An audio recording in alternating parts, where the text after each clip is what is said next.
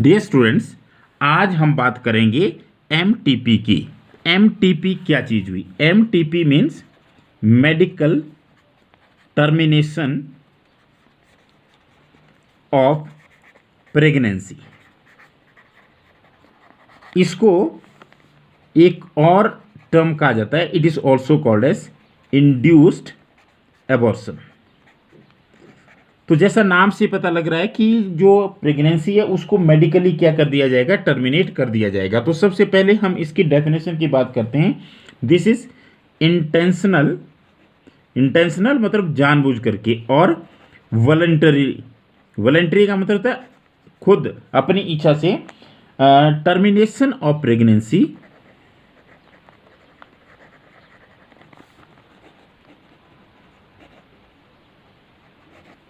at full before full term is called MTP। क्या हुआ कि प्रेगनेंसी को 40 वीक्स तक पहुंचने ही नहीं देना है, उससे पहले ही उसको क्या कर देना है, टर्मिनेट कर देना है। That is called as medical termination of pregnancy और इंड्यूस्ड एबॉर्शन।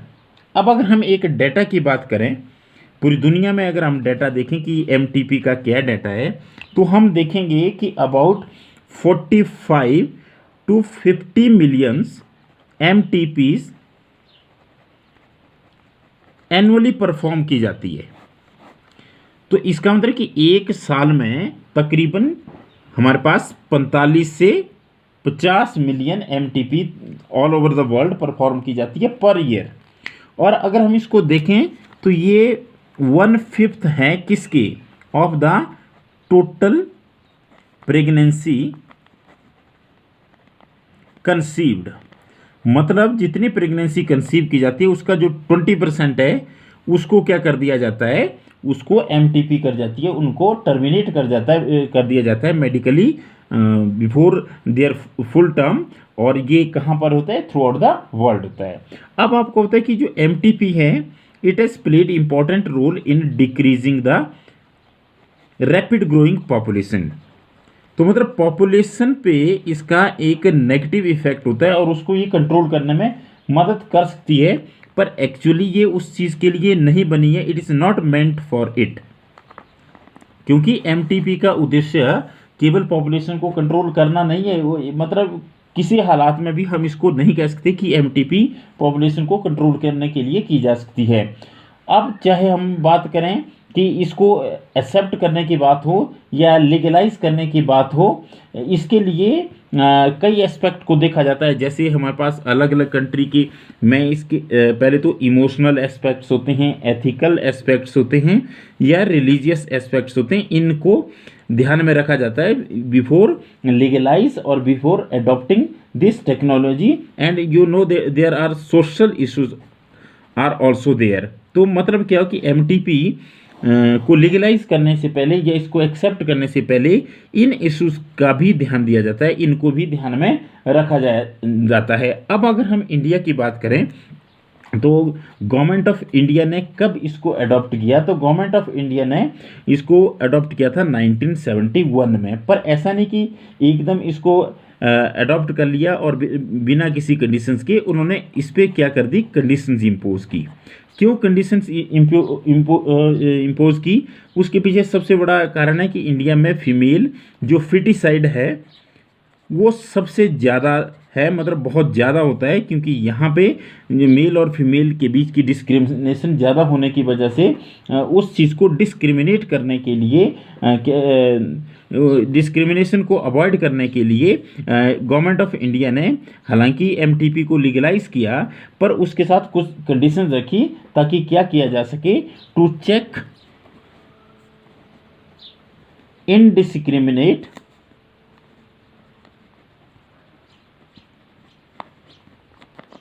एंड इलीगल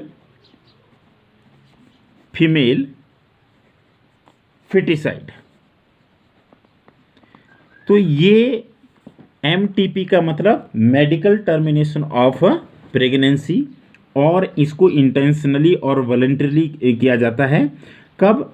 उसकी टर्म पूरा होने से पहले। और पूरी दुनिया में 40 to 50 MTPs 40 to 50 millions MTP जो है वो हर साल की जाती है, जो कि 1/5 of the total pregnancy conceived का है।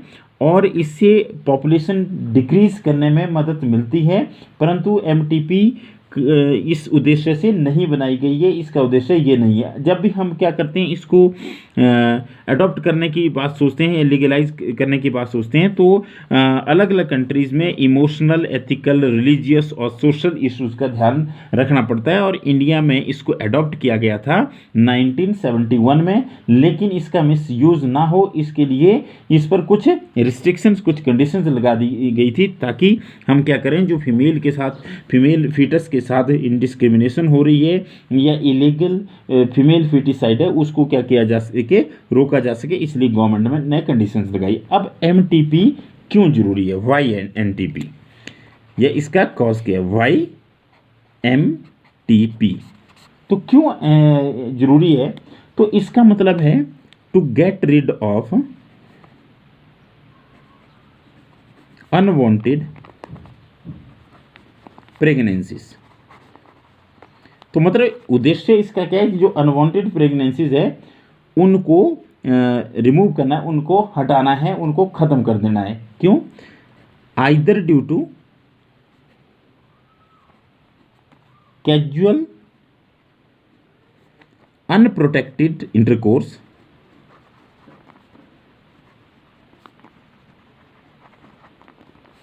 और failure of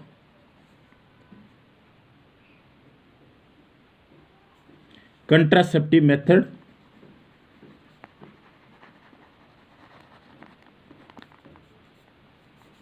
these contraceptive may be used during coitus or even rape। तो ये दो मेन कारण है कि एक तो क्या है, हाँ, इससे क्या किया जाता है, जो अनवांटेड प्रेगनेंसीज है उसको रिमूव किया जाता है, उससे गेट रिड ऑफ किया जाता है। और वो किस वजह से उसके, that is due to unprotected intercourse और even when the contraceptive methods या contraceptive devices fail, then this unwanted pregnancies can be removed. अब इसका क्या है कि MTP उस केस में भी जरूरी है जहाँ पर प्रेगनेंसी फैटल हो। मदर के लिए प्रेगनेंसी कई बार क्या होती है, फैटल होती है, मेडिकली उसको फैटल माना जाता है। You can see MTPs are also essential in certain cases where continuation of pregnancy could be harmful और even fatal either to the mother और टू द फीटस और इवन टू द बोथ। मतलब या तो mother के लिए fatal होगी या उस फीटस के लिए होगी या दोनों के लिए फैटल होगी, तो उस केस में भी MTP को सजेस्ट किया जाता है। अब इसका जो टाइम पीरियड है वो कब सेफ माना जाता है, सेफ्टी मेजर्स या इसकी सेफ्टी। सबसे पहले जो अगर हम सेफ्टी की बात करें तो first trimester is safe period. First trimester का मतलब हुआ 12 वीक्स। विद इन 12 वीक्स जो होती है, 12 वीक्स ऑफ द प्रेगनेंसी, इस पीरियड को क्या माना जाता है, सेफ माना जाता है फॉर MTP। और जो सेकेंड ट्राइमेस्टर की अगर हम बात करें तो इट बिकम्स मोर रिस्की। तो जैसे जैसे ट्राइमेस्टर बढ़ते जाएंगे तो इसमें क्या होगा, जो रिस्क होगा उसका लेवल भी क्या करता जाएगा, इंक्रीज किया जाता है। अब इसकी सबसे बड़ी प्रॉब्लम क्या है कि इसको इलीगली किया जाता है। इलीगली कौन करते हैं? इलीगली वो लोग करते हैं जो अनक्वालिफाइड होते हैं। मतलब क्या होता है, अनक्वालिफाइड क्वैक्स के द्वारा किया जाता है पैसा कमाने के लिए।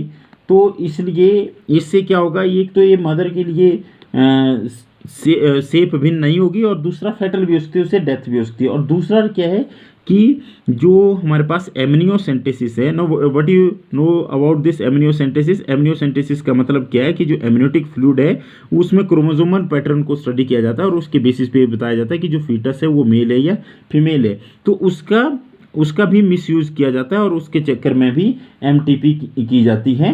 और उससे जो जेंडर होता है चाइल्ड का उसको पहले एस्टेब्लिश किया जाता है और फिर जो फीमेल फीटस होता है उसको रिमूव कर दिया जाता है। तो इसका मतलब ये भी इसका एक बहुत बड़ा मिसयूज है। और frequently if the foetus is found to be female then it is followed by MTP।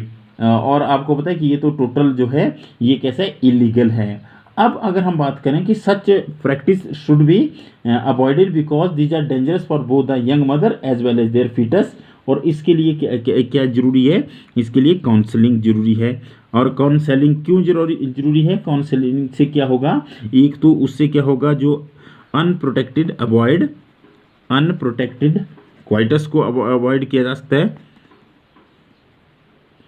और इसके साथ ये भी बताया जा सकता है कि इसमें जो रिस्क फैक्टर है उनके बारे में भी जानकारी दी जा सकती है। अब अगर मैं इसको समराइज करूं तो एमटीपी का मतलब है मेडिकल टर्मिनेशन ऑफ प्रेगनेंसी, और ये एक इंटेंशनल और वॉलंटरी टर्मिनेशन ऑफ प्रेगनेंसी है before full term. About 40 to 50 million MTPs are performed throughout the world, which is 1/5 of the total pregnancy conceived per year. And though it has significant role in decreasing the population, but it is not meant for that. And while you will legalize or accept this MTP, then the emotional, ethical, religious, and social issues must be considered. Government of India has adopted in the year of 1971, but the government has imposed certain conditions to check the indiscrimination as well as illegal female feticide. Now this MTP is required either to remove the unwanted pregnancies. These pregnancies may be due to casual unprotected intercourse or failure of the contraceptive methods, or that is during coitus or the even rape.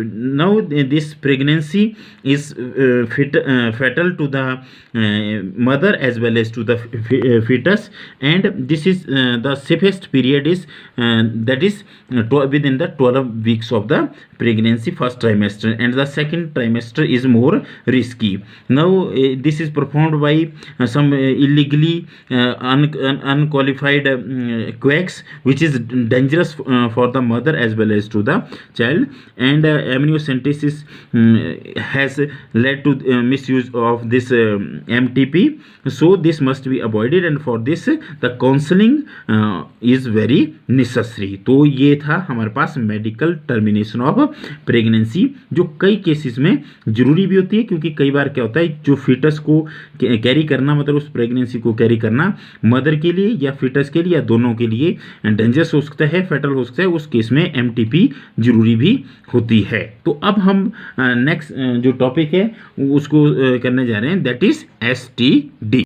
STD means sexually transmitted diseases. अब हम इनको define करेंगे। These are the diseases और infections which are transmitted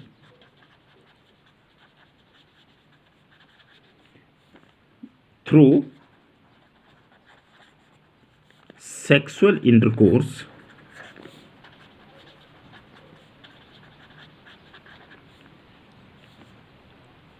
are called as STD. These are also called as venereal diseases, VENEREAL, venereal diseases।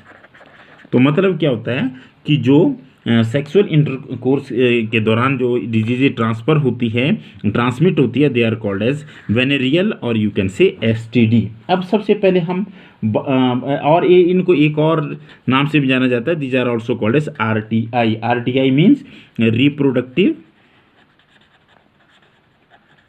Tract infections. अब जब हमने बात कर ली कि होती क्या है एसटीडीज, तो सबसे पहले हम करेंगे इनके एग्जाम्पल। तो एग्जाम्पल में सबसे पहला एग्जाम्पल गोनोरिया, सिफिलिस, इसके अलावा क्लैमाइडियासिस, देन जेनिटल हर्पीस या जेनिटल हर्ब्स भी कहते हैं इसे, जेनिटल बार्स, हेपेटाइटिस बी,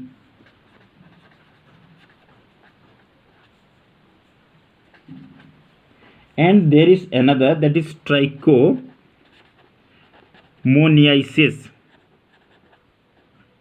ये हमारे पास कौन सी डिजीजेज है? These are called as you can say venereal, RTI और एसटीडी। और सबसे इंपॉर्टेंट आपको पता है कि HIV that leads to the ads.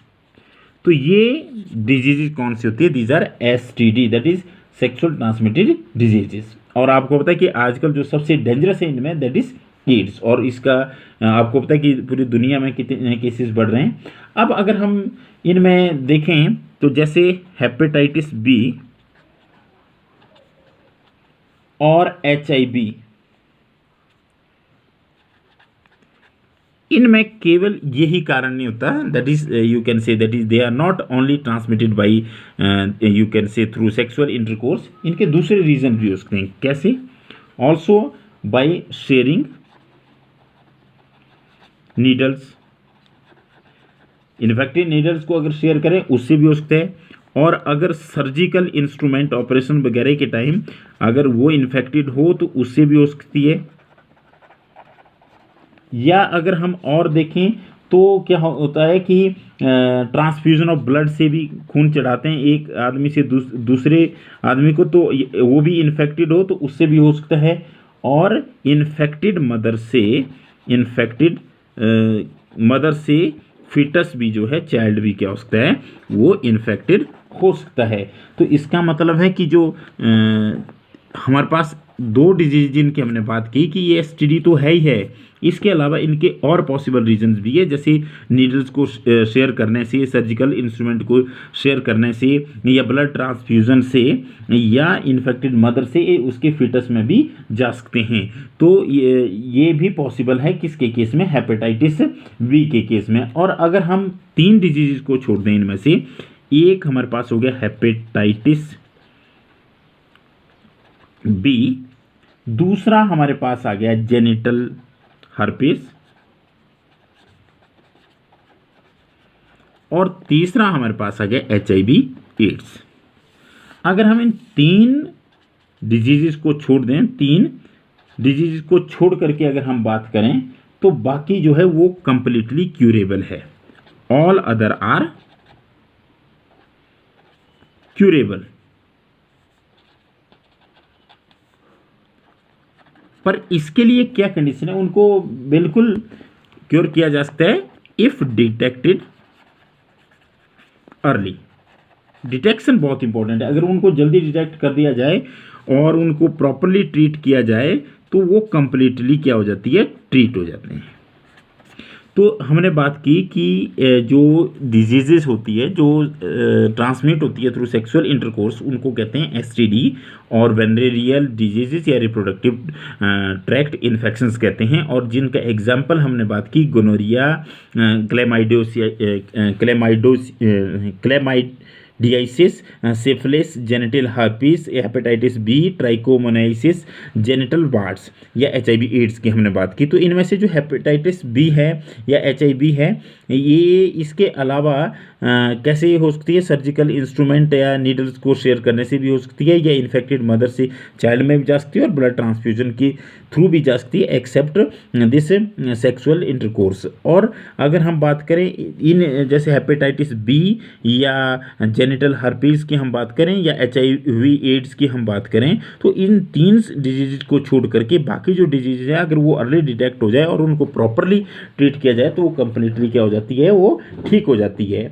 अब इनके अर्ली सिम्टम कैसे पता लगेंगे? Early symptoms. अब सिम्टम्स सबसे पहले तो इनके जो सिम्टम्स आएंगे वो जेनिटल रीजन्स में आएंगे।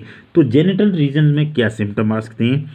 अर्ली सिम्टम्स में हम देखें तो सबसे पहले ईचिंग, खारिश जिसे कहते हैं, ठीक है। उसके अलावा क्या हो सकता है? फ्लूइड डिस्चार्ज हो सकता है। फ्लूइड डिस्चार्ज के अलावा पेन भी हो सकती है, स्लाइट पेन, और स्वेलिंग भी हो सकती है। पर ये हम कौन से रीजन्स की बात कर रहे हैं? हम बात कर रहे हैं जेनिटल रीजन्स की, मतलब रिप्रोडक्टिव रीजन्स की। प्यूबिक रीजन भी जिन्हें कहा जा सकता है। तो ये क्या है? या तो ईचिंग होगी, या स्लाइट पेन हो सकती है, फ्लूइड डिस्चार्ज हो सकता है, स्वेलिंग हो सकती है। अगर इस तरह के सिम्टम हैं तो हम ये कह सकते हैं कि एसटीडी के चांसेस हैं, मतलब ये अर्ली स्टेजेस में आते हैं। अब क्या होता है कि अगर फीमेल्स के केस में हम देखें तो जो इन्फेक्टेड फीमेल्स होती है उनको अननोटिस किया जाता है, क्योंकि वो ज़्यादातर एसिम्प्टोमेटिक होती है।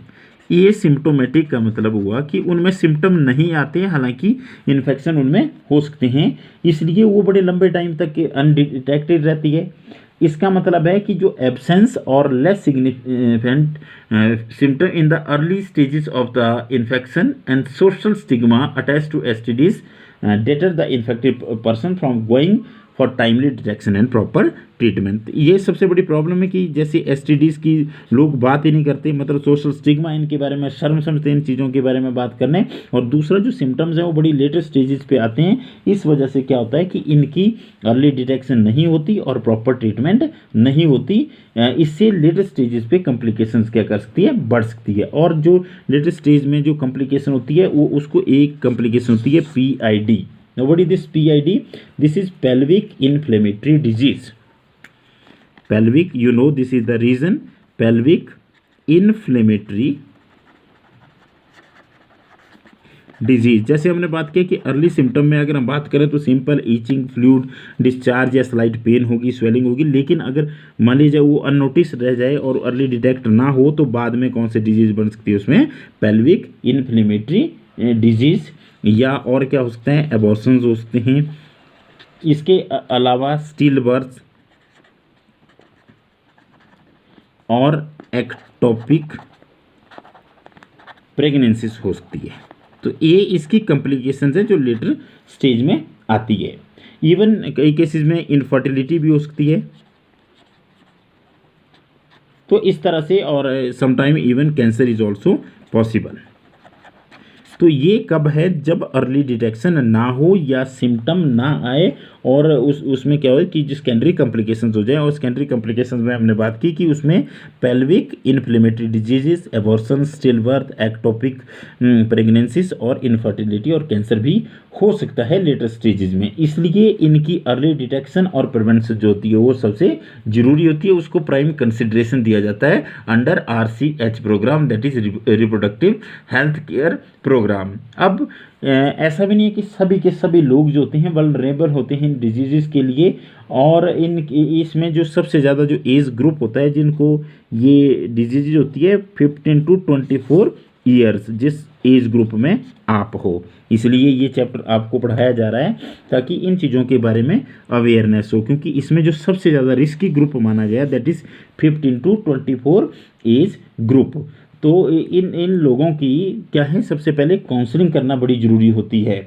और ऐसा भी नहीं है कि इससे बहुत पैनिक करने की ज़रूरत है, क्योंकि ये पॉसिबल है कि इनको प्रिवेंट किया जा सके। और जैसे हमने बोला कि हेपेटाइटिस B और HIV, इसके अलावा अगर आप देखें जेनिटल हर्पीस को छोड़ दिया जाए तो इन 3 डिजीज के अलावा बाकी सारी कैसी होती है, वो क्यूरेबल होती है। तो अपने आप को फ्री रखने का क्या तरीका है, आप सिंपल प्रिंसिपल जो है वो फॉलो किए जा सकते हैं।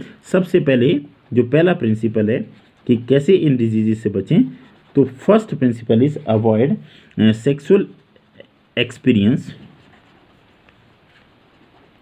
With unknown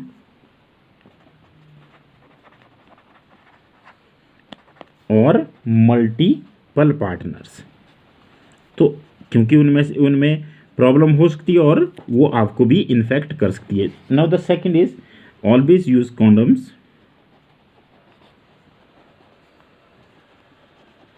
before coitus. और अगर डाउट है तो क्या करना चाहिए, consult qualified doctor in case of doubt for early detection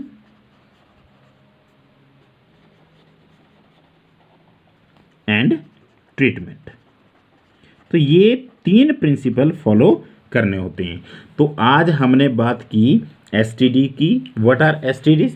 STDs are sexually transmitted diseases or venereal diseases. These are also called a reproductive tract infections. और इसमें examples की अगर हमने बात की तो गोनेरिया, डियाइसिस, syphilis, genital herpes, hepatitis B, trichomoniasis, genital warts और HIV एड्स की, जिसमें से हमने बात की कि जो HIV एड्स और हेपेटाइटिस बी है उसके दूसरे रीजंस भी है उसको, जिसकी वजह से वो हो सकता है उनमें सर्जिकल इंस्ट्रूमेंट इन्फेक्टेड हो, नीडल्स इन्फेक्टेड हो तो उनके शेयर करने में, या अगर ऐसा ब्लड ट्रांसफ्यूज़ कर दिया जाए, चढ़ा दिया जाए जिसमें पहले से ही इनके वायरस हो तो भी इन्फेक्शन हो सकता है और इन्फेक्टेड मदर से चाइल्ड में भी जा सकता है। और अगर हम इन 3 डिजीज को छोड़ते हैं, हेपेटाइटिस बी, एड्स और जेनिटल हर्प्स को, तो बाकियों को अर्ली अगर डिटेक्ट किया जाए तो आसानी से या कम्प्लीटली ट्रीट किया जा सकता है। अर्ली सिम्टम्स जो इनके होते हैं वो रिप्रोडक्टिव रीजन्स में नज़र आते हैं in the form of itching, slight pains और you can see fluid discharge and swellings.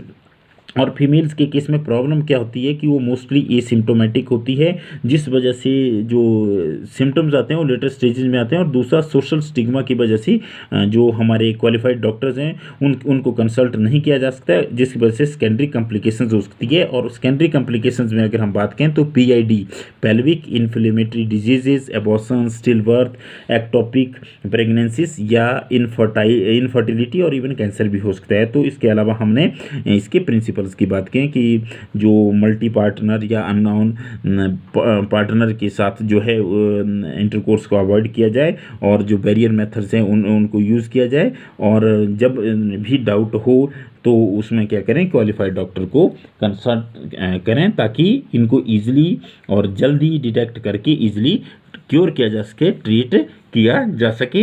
ये इसलिए आपको पढ़ाया जा रहा है क्योंकि ये आपकी जो एज ग्रुप है वो इसके लिए सबसे रिस्की माना गया, दैट इज़ 15 to 24 ईयर्स। तो अब नेक्स्ट वीडियो में हम इस चैप्टर की लास्ट टॉपिक की बात करेंगे, that is infertility. Thank you very much.